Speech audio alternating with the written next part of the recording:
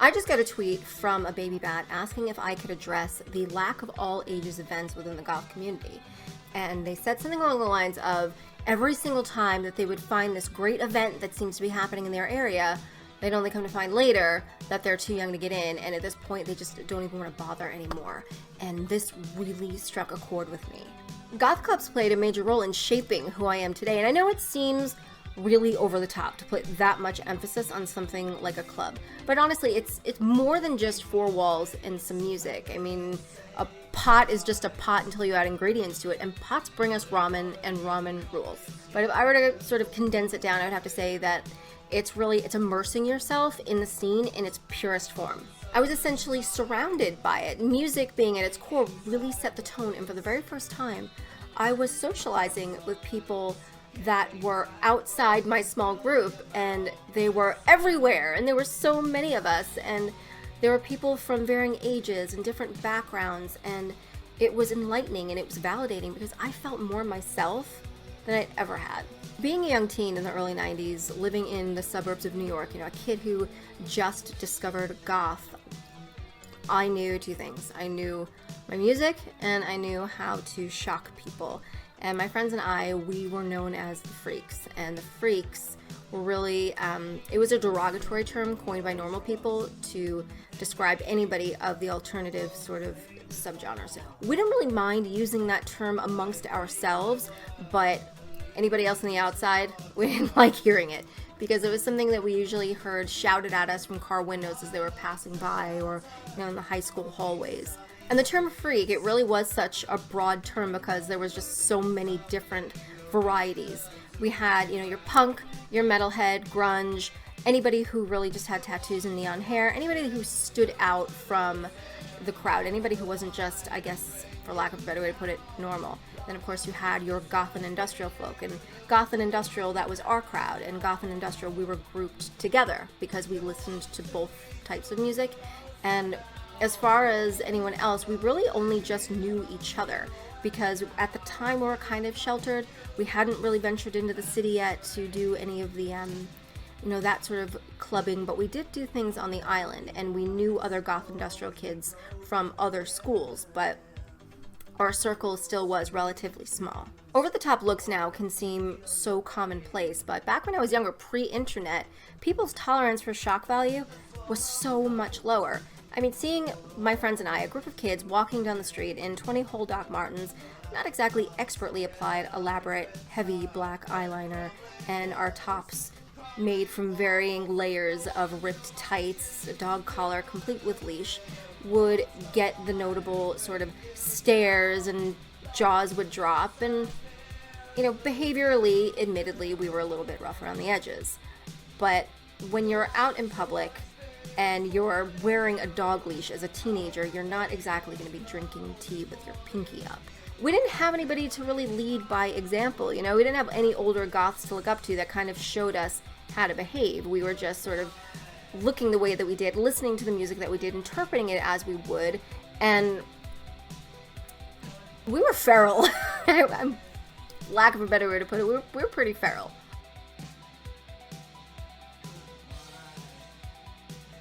Before my first venture into a real New York City goth club, I was a regular at this Long Island night called The Shop. It was in an industrial area. It was a warehouse that was converted into this club.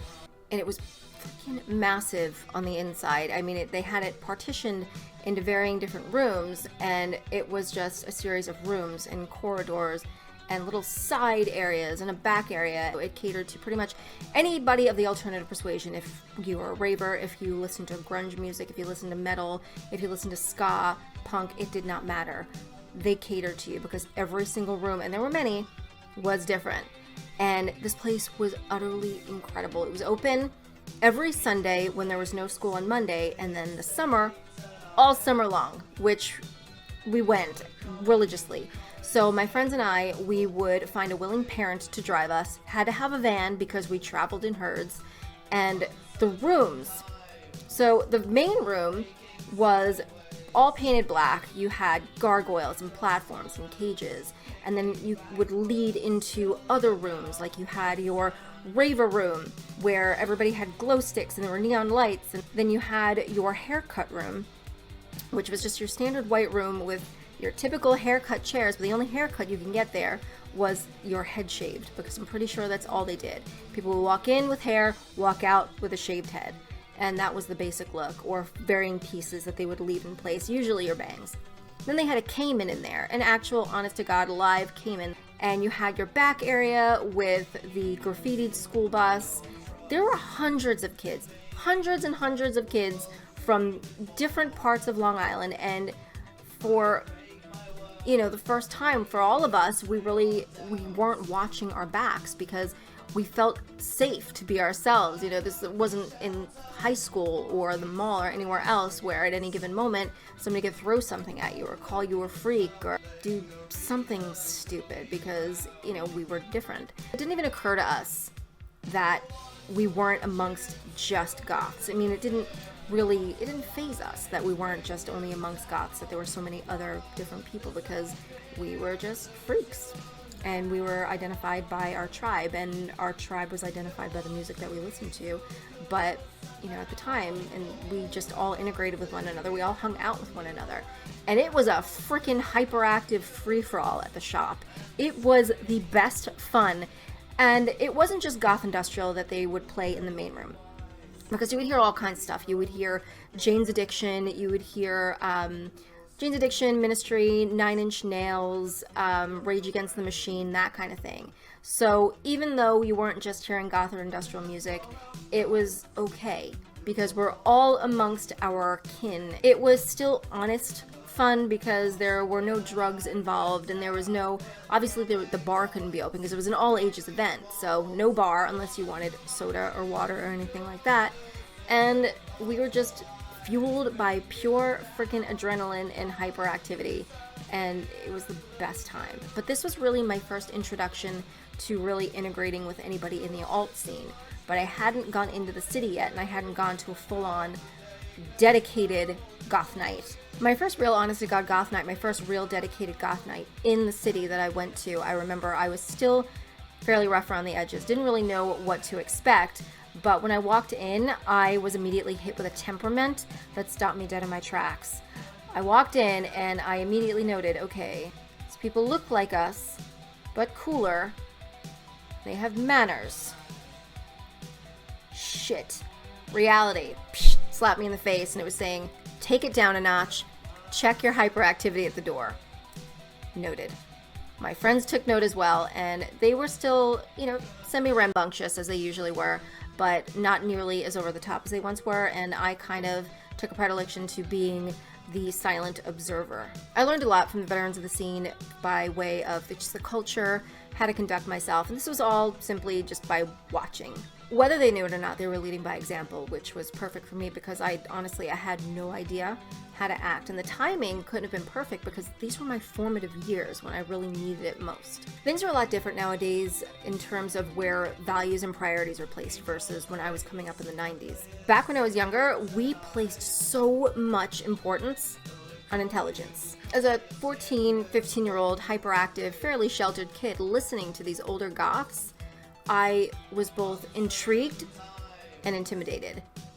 These people were cultured and intellectual, and I daren't speak for fear of sounding like a complete idiot. I didn't feel like an equal. It made me feel at a disadvantage. It made me feel like I was dumb. But it also made me want to strive to be more educated, and I wasn't the only one. My friends took note, and I remember my friend Sean, he exclaimed, read as much as you can, because the more you read, the more expansive your vocabulary will become. So it became like a mission. So here we we're the new blood from Long Island in Manhattan, and we want to represent. So we really had this inherent need, even though it wasn't expected of us, we had this inherent need to want to make a good impression and be ingratiated. I wanted so badly to be accepted amongst my new peeps, and I knew that there were two things I needed to do in order to have that done. I needed to know my music, which I did to some degree, but I was still new, so I was still fairly novice. And the other thing I needed to do was be intelligent enough to be able to hold a conversation. I wanted to be taken seriously. NYC goths in the 90s were no frickin' joke. It is early to mid 90s at this point, so majority of these people were there in the 80s. And since it's still early to mid-90s, a lot of these people are still young. They're in their 20s. So if you're going to learn anything from them, especially the ones that we kind of low-key looked up to, if you're going to learn anything from them, you really had to learn to read between the lines, because they were pretentious. And it's something that you would refer to by today's standards as an elitist. I'm going to let you in a little secret as a person who's bared witness to seeing that word get thrown around on the internet left, right, and center. It gets thrown around for the dumbest reasons by people with a butt full of hurt. The people that are so quick to use that word, in their minds, they have this very clear definition of what they believe an elitist is. If those very people, with their very clear definition of what an elitist is, were to time travel and spend a mere 5 minutes in the presence of the real deal, they would be traumatized. I'm talking Paris syndrome. It's really important to take note that when I do mention these people, these pretentious folk that I used to encounter back then, that they really were very few and far between. And the reason they stuck out is because they were just so over the top. They would take great pains to not conduct themselves in any way that it would make themselves appear as if they're human. No coughing, no sneezing, no animated conversations, and definitely no using the bathroom unless if it were to print. But holy crap, could they give you that analytical eyeball. And should you dare want to venture into their domain, which was the back room of the infamous goth night, the Bank, you better have a fair knowledge of music beyond the basics, because you are at high risk of an interrogation. Like I said, it was really extreme behavior, but it was behavior I was able to learn from, provided I read between the lines.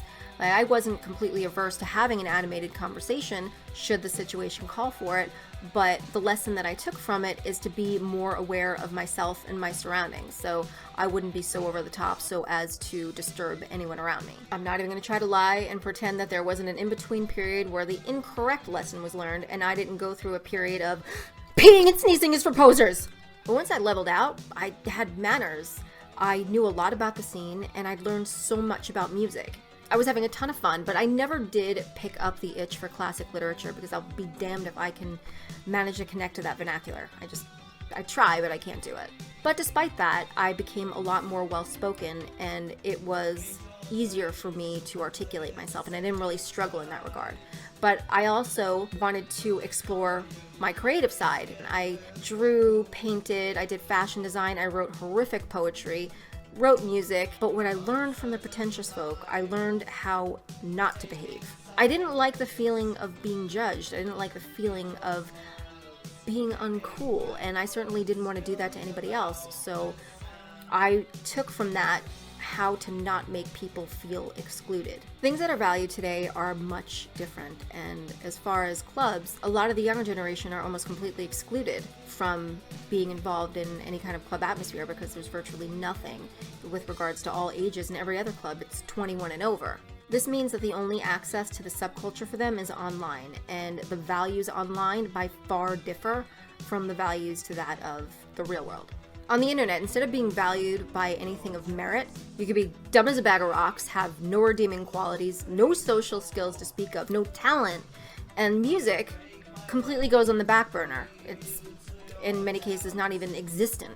And in some cases, if you put yourself on a social media platform, you don't even have to have a job, provided you have that expensive, coveted, over-the-top, straight out of a goth catalog look. All you gotta do is know how to cry strife, and your rent gets paid by people who just do not know any better. That is not what goth is. This is not the scene. This has nothing to do with the subculture. However, this is what the younger generation is coming into and learning in their formative years, because they don't have access to anything else. Luckily, we got some smart cookies running around, and not everyone is drinking the Kool-Aid. The loss of appreciation for things like intellect, creativity, individuality, music, building lasting bonds, it just rips out the depth, and it creates a niche for opportunists to come in and promote shallow entitlement, and in the end it only really seeks to benefit them. Everything they stand for advocates buying their way into the scene by way of materialism, and they even set the price tag. Yet we're the elitists. Some fun logic they're working with there, huh? Kids need a better outlet to be able to build a social circle offline. We need more all ages, or at the very least, 18 and over events. Once you're able to get out there and see things for what they really are, it creates a whole new perspective and tons of room for personal growth. If we had places that are more inclusive to the younger generation, place where they can meet others just like themselves, socialize, hear their favorite music, see their favorite bands perform. A place where they can have shared experiences among their peers. Things would be so different for so many people. I don't know what's changed, but it is a really bad idea to exclude the younger generation from events like this. These are their formative years. These are the years where they're like little sponges soaking up information, gathering input, ideas. They're figuring out who they are, what they're all about, and these are the times that they're supposed to be making memories. If I didn't have the opportunity that I did when I was younger to be able to integrate with the scene in that environment, integrate with my peers, socialize, and even just get to interface with the veterans of the scene, I don't know if I would be the person that I am today. All the memories I have and the friends that I made along the way, even if we did lose touch, I wouldn't change them for the world. It's 21 and over to get into any goth night, 21 and over to get into any goth concert. By the time I was 21, I was like 7 years in. You know what 21 years old is? You're practically graduated from college and expected to be a fully functioning, fully fledged adult human. What happened to all those years of carefree, unencumbered, whimsical shenanigans? I completely agree with the person who tweeted at me. I feel that it's completely unfair. Club people, people who are involved in the scene, in the industry in some way or another. How do we fix this?